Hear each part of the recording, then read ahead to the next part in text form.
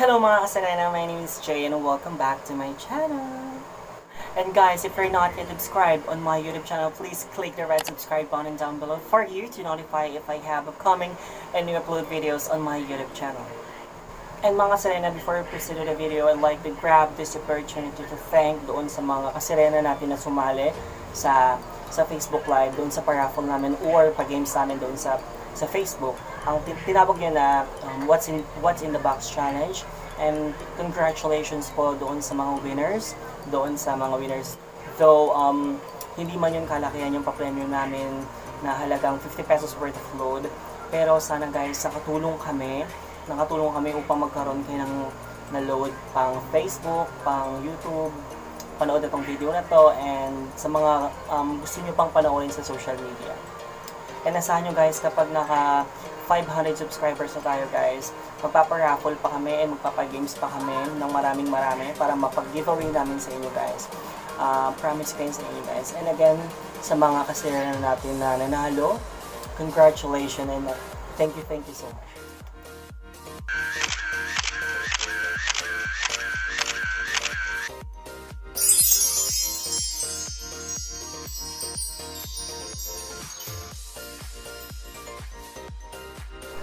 So for today's video guys, gagawa tayo ng product review. Dalawang product po ang ating i-review. Una po ay Jeju Aloe Eyes at pangalawa, Glowing Crystals. So alam ko guys, yung Jeju Aloe Eyes, marami nang nag-review nito nung mga nakaraang taon or nakaraang buwan. Alam ko medyo late na tayo mga kasirena. Pero gagawin ko to, i-apply ko to sa face ko and sasabihin ko sa inyo kung anong mga na-experience ko or kung ano yung mga naramdaman ko sa paggamit ng Jeju Aloe Eyes at Glowing Crystals. Syempre, ang una sa dalawa na i-review natin ay Jeju Aloe Eyes at ito po ang kanyang packaging. Ayan po siya. Ayan.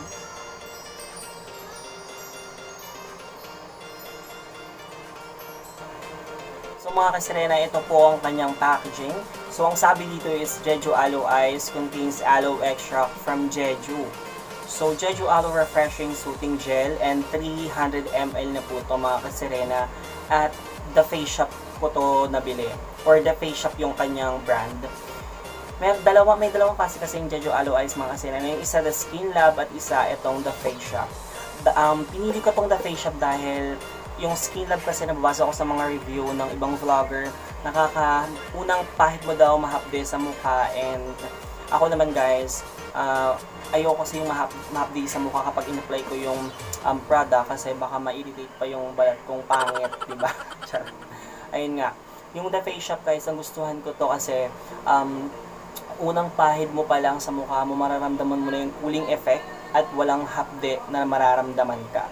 So, ito ang kanyang packaging. So, ang sabi pa dito sa likod is formulated with aloe vera leaf extract from Jeju to soothe and moisturize the skin.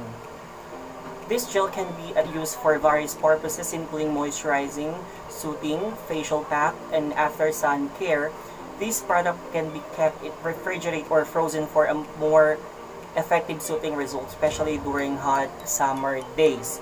Yes, tama po kayo. Ito po ay pwedeng ilagay sa refrigerator o sa ref nyo para daw po kasi yung para daw makita nyo yung glass skin na gusto nyo maging result sa mukha nyo. Kailangan nyo itong ilagay sa freezer. Pero ako guys, kung una nilagay ko to sa freezer, pero parang ice candy siya, something, tumigas siyang sobra dahil so tumigas siya.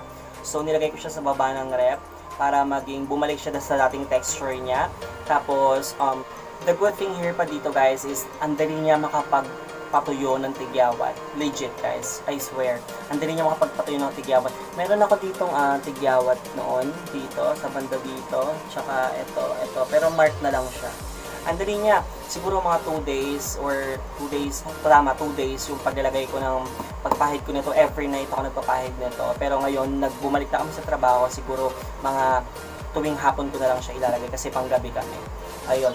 Yung pagpahid ko nito guys, yung 2 days, yung 2 nights ko na yun, ay nakapagpatuyo na siya ng aking tigyawat. So, i-recommend ko to doon sa may mga tigyawat sa mukha. Eto guys, ang dali niya makapagpatuyo ng tigyawat. Legit guys, super. Mga kasirena, we're done na sa packaging at sa nakalagay sa kanyang likod. Pumunta naman tayo doon sa kanyang loob. Ayan, pag binuksan nyo siya, ito po yung inyong makikita. Ayan. Parang may plastic siya, guys. Ito, tas may ang nagustuhan ko pa dito is parang may handle siya. Ayan, may handle siya. So hindi kayo mahihirapan para tanggalin yung kanyang seal dito. So kapag tinanggal natin siya, ayan ang kanyang texture. Ayan. Ayan. At dito na tayo kumuha mga kasirena ha. Dito na tayo kumuha sa takip para medyo tipid, di ba? Ayan.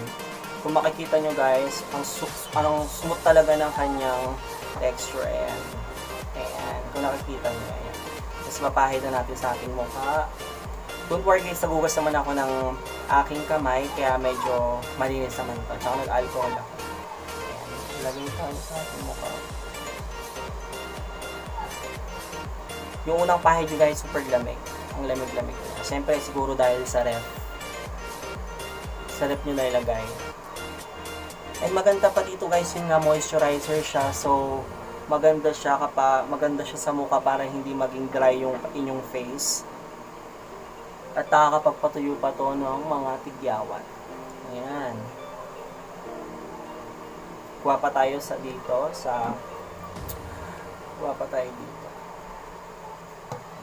Ng konti. Ayan. So, ilalagay natin sa mukha ko. Ako ganyan.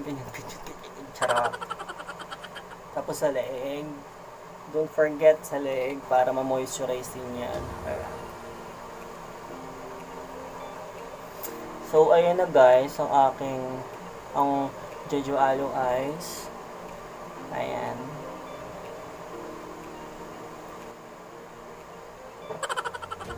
Charot. So guys, sa unang lagay ko ng Jeju Aloe Eyes is mararamdaman mo kagad yung lamig.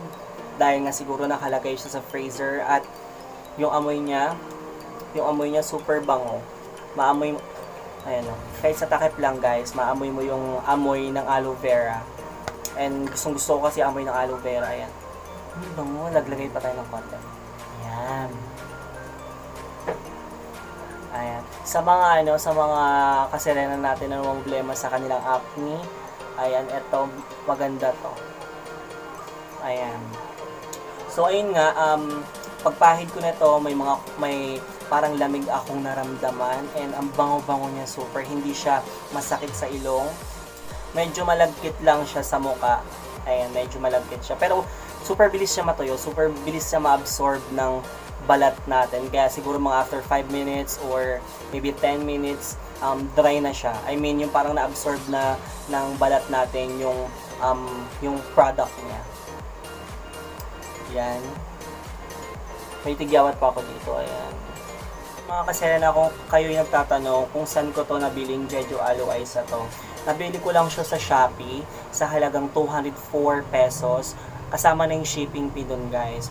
So, very affordable siya. Tapos yung isang, the skin lab kasi is mga 100 plus siya. Pero, eto 204. Medyo pricey, pero sa akin kasi gusto ko to.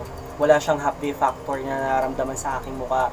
Andun lang yung medyo tacky lang siya, medyo malagkit lang siya, pero okay to sa akin guys. So mga kasirena, we're done na doon sa Jeju Aloe Eyes. And magpo-proceed naman tayo sa isa pang product na i-review natin. Walang iba kundi ang Glowing Crystal. Ayan po ang kanyang packaging. Ayan. Ito po. And guys, 100 ml na to. Ang sabi dito is Glowing Crystals, Methylated for extra fresh glow. And direction niya is, for face, wet face scrub it for 30 seconds then wash it once a week. So ang sabi dito is basain niyo muna yung mukha nyo, tapos i-apply nyo na to at medyo i-scrub nyo, gently scrub nyo, at hintayin nyo, mag-wait kayo ng 30 seconds bago nyo siya i-rinse. Tapos do it once a week. So once a week nyo lang to gagawin guys sa mukha nyo para hindi ma-irritate medyo yung mukha nyo. Kasi yung effect nito is para kayo nagpahid ng toothpaste sa mukha nyo. Tama po kayo. Para kayo nagpahid ng toothpaste. Dahil super lamig nitong scrub na to. So ang sabi pa dito, pwede rin siya sa body. Wet skin, scrub it for 3 minutes. Wash, use it daily or every other day. Yun nga, tama po kayo sa narinig nyo. Pwede po siya sa katawan since scrub nga siya. Katulad sa face, basain nyo muna yung inyong katawan at mag-apply na kayo. Ako kasi guys, ang pag-apply ko nito sa katawan ko is dun muna tayo sa mga dark areas, which is yung ating kilikili, yung batok, yung tuhod, yung siko, yung mga ganun pag-apply ko. Tapos pag after nun, pag na-scrub ko na siya ng very light, ayun nga, para isusunod ko na yung mga ibang part ng aking katawan. Yun nga guys, at sabi dito, do it every other day. Pero ako guys, ginagawa ko to twice a day or twice a week pala. So guys, we're done na nga doon sa kanyang packaging. So, pupunta naman tayo sa kanyang loob. Ayan, ito po ang kanyang loob. Ayan, meron din siyang parang plastic sealed, katulad ng Jeju Aloe Ice. Pero wala siyang parang handle na madaling buksan. Pero madali lang ito buksan. Ayan. Ayan. Tapos ang kanyang amoy guys, ang bango, amoy vanilla. Ayan nga, so kukuha tayo ng kaunti. Ayan, ayan ang kanyang texture. Ayan, kung makikita nyo, ito. Ayan. So, pag pinahid natin sa kamay natin, ayan, pag pinahid sa kamay, parang siyang toothpaste. Pero scrub siya. Scrub siya guys. So, meron kayong makikitang parang parang buha-buhangin, kasi nga, di ba, scrub to. Ayun. So, lalagay na natin ang sa ating mukha. Ayan.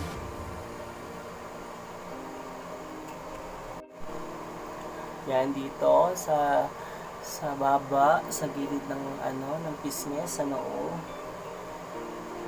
Ayan. Tapos, ganyan natin. Scrub na natin sa mga ating mukha. Ayan.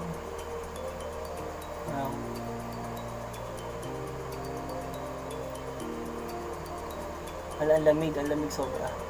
Aray, sakit sa mata. Wait lang.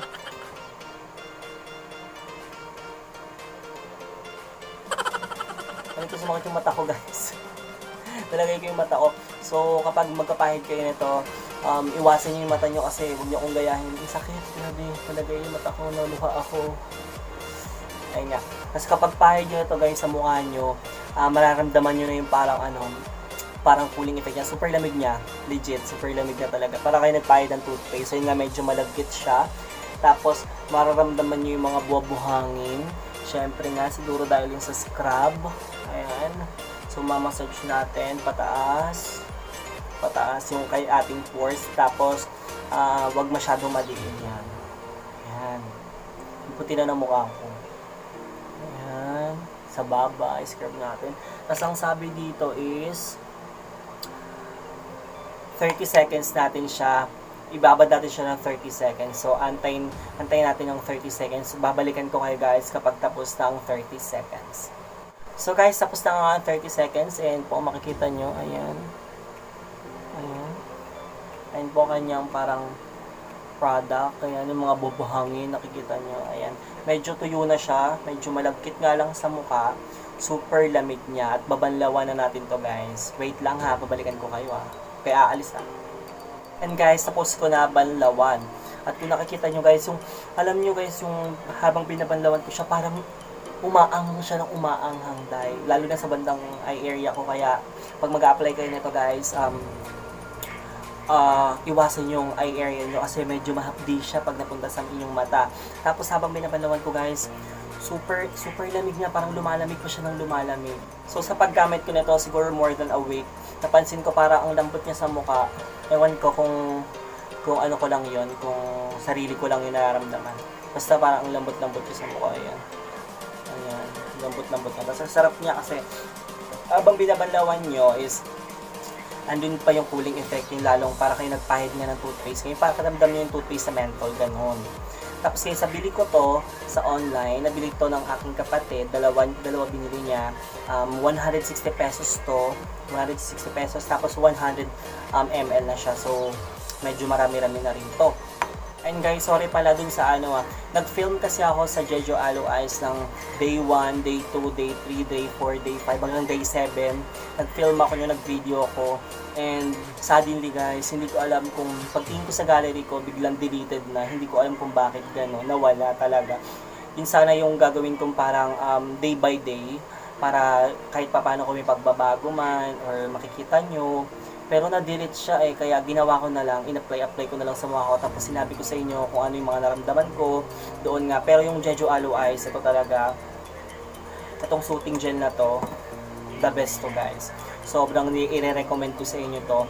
Kung gusto niyo matuyo yung inyong mga tigyawat, kung gusto niyo matuyo yung mga sumpa niyo sa mukha, I highly recommend this product kasi super dali niya makatuyo ng tigyawat. At itong glowing crystals na to, nakita ko kasi, nakot kasi yung attention ko nito dun sa babae na po sa Facebook. Ang sabi niya, nakakapagputi daw siya ng kilikili in just 7 days. So sa 7 days ayun guys, sa kilikili ko naman, parang wala namang epekto. Andun pa rin yung kadiliman. Pero sa mukha ko guys, parang siya.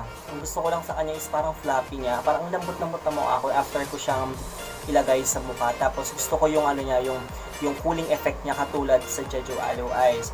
So, etong Jeju Aloe Eyes, 204, kasama na yung shipping fee. Tapos, etong glowing crystal is 160 pesos. Nabili ko silang dalawa sa online. Etong Jeju Aloe Eyes sa Shopee, ito naman sa Facebook lang. So, disclaimer lang guys, hindi po ako dermatology or dermatologist para magsabi sa inyo. Ang gusto ko lang sabihin sa inyo guys is yung mga na-experience ko, yung mga naramdaman ko while I'm using these two products.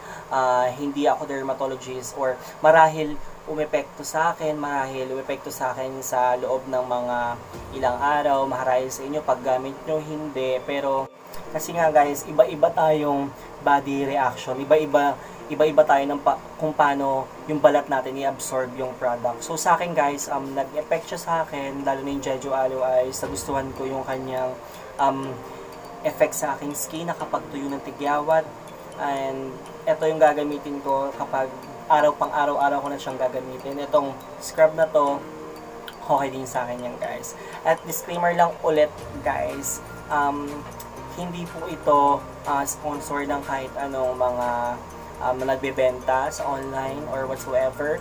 Binili ko po ito sa aking pera, sa aking bulsa. Wala pong kung sino man ang bumili para sa akin ito. Sariling bulsa ko po ito kinuha. And sana guys, may natutunan kayo dito sa aking product review. Alam ko guys, medyo wala siyang kwenta, pero sana guys, meron kayong natutunan or meron kayong nakuwang aral kung ano yung magiging epekto sa inyo or mararamdaman nyo sa pagpahid ng Jeju Aloe Eyes or sa glowing crystal. Sana guys, may natutunan kayong aral dito. And mga kaserena, kung nagustuhan nyo itong video ito, please give a thumbs up. And don't forget to subscribe to my YouTube channel. Just click the right subscribe button down below and also click the notification bell beside para ma-notify kayo every time na mag-upload ako ng bagong video sa aking YouTube channel.